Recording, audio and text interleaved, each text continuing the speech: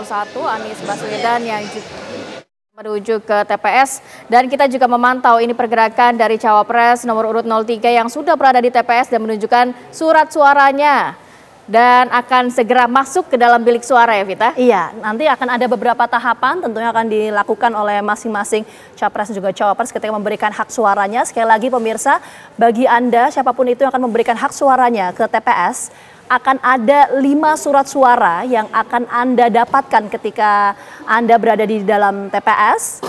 Tapi untuk khusus di wilayah DKI Jakarta hanya 4 surat suara karena DKI Jakarta tidak memiliki DPRD kabupaten kota, di mana 5 surat suara yang akan Anda temui ini terdiri dari pemilihan presiden, kemudian pemilihan legislatif, yaitu ketua DPR, ketua DPD, DPRD provinsi, dan ketua DPRD kabupaten kota. Baik, oke, kita juga akan mendalami bagaimana penyelenggaraan pemilu 2024 dan harapannya juga partisipasi dari masyarakat akan meningkat dibandingkan pemilu tahun 2019. Kita sudah bergabung dengan Mas Fadli Ramadhanil, manajer program Perludem yang sudah hadir pada pagi hari ini. Assalamualaikum, selamat pagi. Selamat pagi, Mas Fadli. Mas Fadli belum nyoblos kayaknya ya nanti ya? Belum, kayak jam 11 nanti. Jam 11. Tapi gini Mas Fadli, ini menarik kalau kita bicara soal pemilu kan pasti bicara soal tingkat partisipasi pemilih. Kita coba lihat misalnya di hari ini, 14 Februari itu kan ditetapkan sebagai hari libur nasional. Kemudian ada juga banjir di sejumlah wilayah. Apakah kemudian ini akan berpengaruh terhadap tingkat partisipasi pemilih di pemilu tahun ini, Mas Fadli? Ya, mudah-mudahan cuaca di Jakarta tidak berpengaruh ya kepada keinginan pemilih untuk datang ke TPS. Kalau kita lihat masih hujan di luar di Jakarta, tapi di beberapa wilayah tadi kayaknya Prof Mahfud nyoblos di Jogja cerah sepertinya ya. Di Semarang Mas Ganjar tadi juga nggak hujan, mudah-mudahan. Kalau di Demak masih, di wilayah Jawa Tengah masih ada beberapa masih banjir. Wilayah sampai ada yang masih susah untuk kena mengakses hujan. ke daerah situ. Mudah-mudahan ini tidak mempengaruhi keinginan pemilih untuk datang ke TPS. Ya. Dan kita berharap memang di 2024 ini ada partisipasi pemilih yang meningkat, khususnya beberapa variabel yang akan menentukan. Misalnya calon presidennya ada 3, artinya tidak lagi presiden incumbent, kecuali Pak Prabowo ya, yang sudah dari 2014 ikut Maju nyapres. lagi. Tapi ada Mas Anies, ada Mas Ganjar yang newcomer, pendatang baru yang harusnya pemilih tidak bosan lah, terutama bagi pemilih-pemilih muda. Ini ada calon yang baru yang belum pernah jadi calon, sehingga kita bisa lebih banyak mendengar, lebih banyak bertanya, lebih banyak menganalisis dan menelusuri janji politiknya, program kerjanya, jejak rekamnya, dan lain sebagainya. Mas Fadli, tapi kalau kita menyoroti dulu, bagaimana penyelenggaraan pemilu di tahun 2024 dengan pemilih atau DPT 204 juta jiwa, kemudian ini menjadi terbanyak sepanjang sejarah Indonesia. Apakah ini juga challenge-nya agak berbeda dibandingkan tahun-tahun sebelumnya, pemilu 2019? Betul, ada tantangan yang berbeda Mbak Rati ya di pemilu 2024. Ada manajemen penyelenggaraan pemilu yang kalau boleh dikatakan agak bermasalah memang. Beberapa proses pemungutan di luar negeri, kemarin di London, kemudian di Kuala Lumpur, dan juga di beberapa tempat banyak sorotan terutama soal manajemen pemilih dan manajemen logistik di TPS. Ada pemilih yang sebetulnya kalau warga negara yang tinggal di luar negeri, apalagi di Eropa itu kan mayoritas mahasiswa. Biasa akan tercatat dengan rapih biasanya. Nah, ketika mereka datang ke TPS tidak terdaftar, ya itu berarti ada problem dalam proses pemutakhiran daftar pemilih. Termasuk juga beberapa pemilih yang harusnya mendapatkan layanan memilih melalui kiriman pos, ternyata mereka nggak pernah terima. Nah, artinya KPU-nya sering ke luar negeri, tapi proses manajemen penyelenggaraan pemilih di luar negeri justru bermasalah. Nah, kita agak khawatir jangan sampai problem yang sama di luar negeri terjadi lagi di Indonesia, penyelenggaraan pemilu di dalam negeri. Karena volumenya pasti penyelenggaraan pemilu dalam negeri jauh lebih besar. Ada 820.000 TPS yang akan dikelola oleh KPU. Dan tadi pagi beberapa laporan pandangan mata di teman-teman yang ikut memantau di TPS, ada di Sumatera Barat, ada di beberapa wilayah di Jawa Barat, dan juga di beberapa titik di Jakarta. Ada beberapa TPS yang masih belum dibuka karena nunggu pengawas pemilunya, ada karena terhambat karena seharusnya kemarin hujan, sudah dan lain sebagainya. Tengah malam itu sudah rapih ya, Harusnya sehingga ya. hari ini sudah bisa digunakan untuk masyarakat memilih di situ. Ya, tapi begini Mas Fadli, sebelum kita bicara lebih lanjut soal manajemen penyelenggaraan pemilu tadi, soal kompleksitas pemilu di 2024, tadi ada hal yang belum tergali.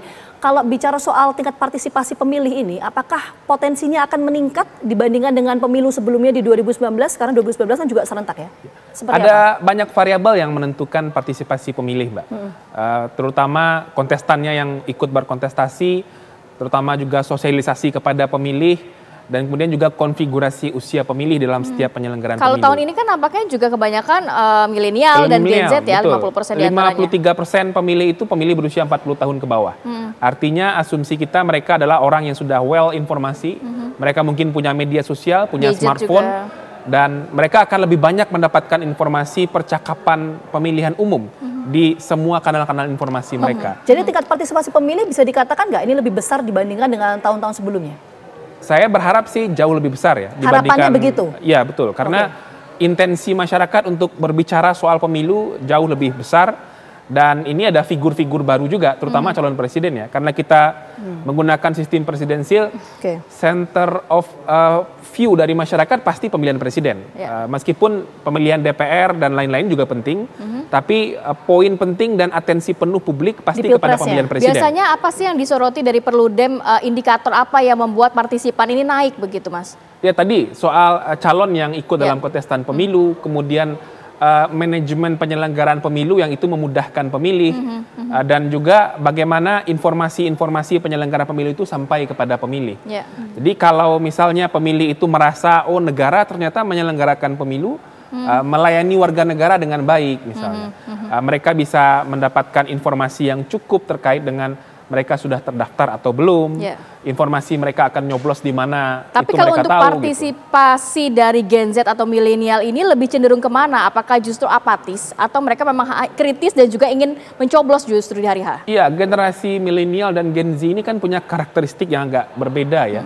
Mereka orang yang sangat dinamis melihat informasi, tapi mereka juga orang yang punya daya kritis yang kuat. Nah, kita berharap perpaduan itu dalam konteks penyelenggaraan pemilu bisa dipadukan dengan keinginan mereka ikut berkontribusi mengawal integritas pemilu 2024. Kita berharap pemilih muda yang menjadi mayoritas di pemilu 2024 itu tidak hanya berpartisipasi dengan datang ke TPS memberikan suara, tapi juga ikut terlibat mengawal proses penyelenggaraan pemilu. Iya, karena kalau bicara soal pemilu tidak hanya ketika mencoblos, tapi prosesnya masih begitu panjang sekali penghitungan suara. Tapi begini, Mas Fadli, kalau tadi Mas Fadli menyampaikan ya bahwa potensi untuk tingkat partisipasi pemilih ini cenderung atau potensinya ini bisa meningkat karena ada aktor-aktor baru, terutama ini pilpres. Jadi atensinya ke sana. Tapi kalau kita lihat karakteristik dari Gen Z dan juga milenial ini, kan karena data KPU itu lebih dari 55%. Mas Fadli, ini cukup besar sekali datanya, pemilih kita mayoritas. Itu apakah nantinya akan memberikan suara ke TPS atau memang hanya memberikan suara di media sosial sama ini kita lihat? Itu seperti tadi apa karakteristiknya? Dikatakan bahwa memang ada kritis di situ, tapi juga ingin mencoblos ya Mas ya? Betul,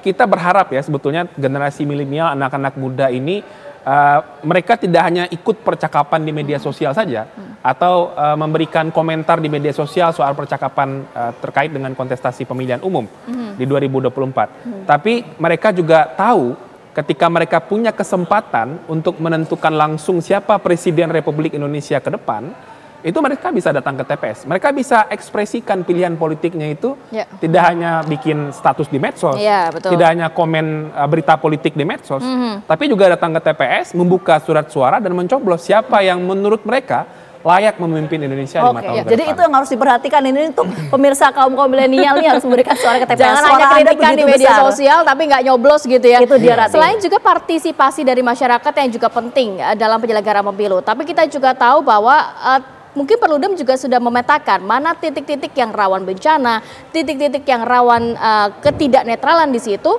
Apakah di tahun ini juga sudah terlihat, Mas? Ya, Bawaslu misalnya merilis indeks kerawanan pemilu ya. Ada beberapa wilayah yang punya kerawanan yang cukup tinggi, misalnya kayak Aceh, termasuk DKI Jakarta. Itu kerawanan untuk apa? Bencana, untuk netralitas? Soal dimensi kontestasi dan dimensi konflik yang mungkin terjadi di tengah masyarakat. Nah, kalau soal kerawanan bencana, saya kira Bawaslu bisa berkoordinasi ya dengan pemerintah daerah. Wilayah-wilayah yang saat ini misalnya rawan terhadap bencana alam atau kemudian sedang dilanda bencana alam sehingga membutuhkan pendekatan-pendekatan khusus untuk manajemen penyelenggaraan pemilunya. Saya kira itu harusnya sudah terpetakan dari awal. Sehingga ketika misalnya kalau ada masyarakat atau pemilih yang tinggal di wilayah-wilayah pengungsian, itu mereka tetap terfasilitasi dan dilayani dengan baik dalam proses pemungutan suara di 14 Februari. Nanti kita akan menuju ke Mas Fadil lagi, termasuk pertanyaan saya begini Mas, kalau kita bicara soal pemilu 2024 ini kan cukup kompleks dan kompetitif sekali karena kita menghadapi pesta demokrasi sekaligus Pilpres iya, Pileg juga iya, artinya para caleg ini kan bertarung secara internal maupun eksternal. Nah ini potensi-potensi apa saja yang harus kita kawal dalam proses baik itu dari TPS sampai pemungutan suara? Singkat, Mas Fadli. Kita harus mengawal proses penghitungan suara di TPS. Jangan sampai biarkan terjadi kesalahan baik sengaja atau tidak sengaja, peralihan suara antar partai politik maupun antar caleg di internal partai politik.